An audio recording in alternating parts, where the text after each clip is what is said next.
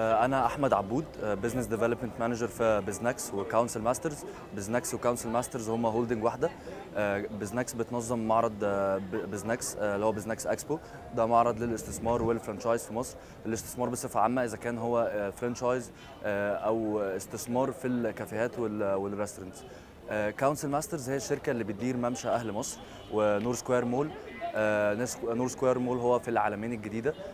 فهي احنا بندير المشاريع المملوكه للدوله، المناطق الترفيهيه المملوكه للدوله.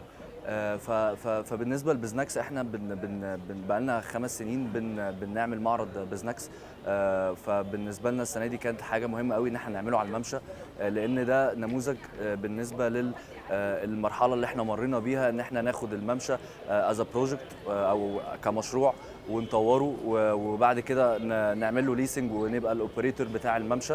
فكان بالنسبه لنا النسخه دي مهمه قوي ان احنا نعمله في الممشى، لان ده بيمثل الفيجن والخطوه اللي احنا عملناها ان احنا نطور الممشى ونشوفه بالشكل اللي احنا شايفينه عليه النهارده. بالنسبه للعلمين الجديده ده كان مشروع بالنسبه لنا مهم قوي برضو ان احنا نبقى متواجدين فيه، لان دي هي المستقبل بالنسبه لمصر. مدينه تم بنائها من صحراء جرداء، بعد كده فيها مناطق ترفيهيه وفيها سينما وفيها سوبر ماركت وفيها ملاعب، وهتبقى بعد كده فيها جامعات، وهيبقى مدينه متكامله للحياه بصفه عامه. بالنسبه لنا بزنكس السنه دي كان نسخه ناجحه جدا من حيث الرعاة او المشاركات عامه. شارك معانا ناس ذو قيمه في الماركت المصري، وكمان كان معانا رعاة محترمين جدا زي شركه المصريه للاتصالات. وي كانوا هم المين بارتنر بتاع الايفنت السنه دي، وكان الايفنت كله برود باي وي، وكان ده اول اوبريتور يخش بزنكس، فكانت دي حاجه مهمه جدا بالنسبه لنا. وبالنسبه للبنوك اذا كان بنك مصر او بنك القاهره، فهم كانوا متعودين على المشاركه معانا، لان بالنسبه لهم معرض بزنكس كان بيبقى مفيد جدا بالنسبه لهم كمان، من حيث ان هم بيمولوا المشاريع اللي بيتم الاتفاق عليها في المعرض. فدي كانت بتبقى حاجه مهمه بالنسبه لنا. ERS هو ايجيبت ريتيل سمت، هي قمه مصر للتجاره.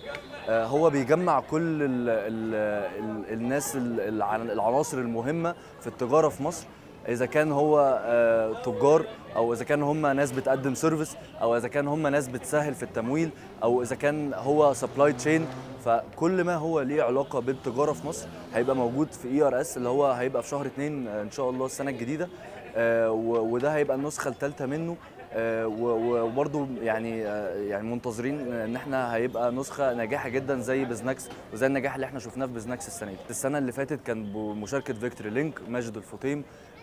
كان في برضه ناس، مش عايز انسى حد يعني، بس كان في ناس كتير مشاركه في ERS السنه اللي فاتت. حاليا بيتم الاتفاق مع ريل استيت هيبقى موجود معانا، فاحتمال بنسبه كبيره ان احنا هنعمل عنده ERS السنه دي، بس لسه مفيش حاجه اكيده يعني.